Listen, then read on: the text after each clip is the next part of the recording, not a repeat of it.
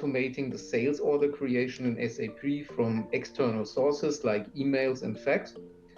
And how did we do it? It was all about document understanding and machine learning. So we started with some, let's say, simple operations and some standardized POs.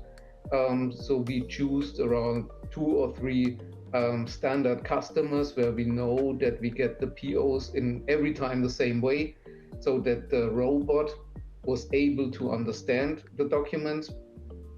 And then we started this whole machine learning journey to extend to even non-standardized documents. And we reached now, I would say, a really good result of 25% of the sales orders for the division building solutions are already automated, and 6% of the sales orders for the division furniture solutions were also automated now.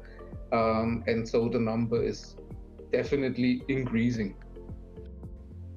All in all, with these numbers and all about, when we're talking here around about over 68,000 sales orders, what we already tried to process, we speak here really about a saving of 16 hours per day of manual work, what we could automate with the UiPath cloud.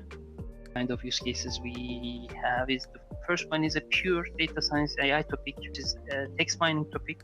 As you all know that actually if you have any problem with your appliances, actually we are coming and fixing it for you, and after each repair actually our technicians are documenting all the repair and sending back a report to us. So in factories, our quality management colleagues were used to reading all these reports manually and trying to classify all these reports. So we jumped in and told them, hey, let's do this with a model. So we actually collected all the past data and produced a text mining model out of it.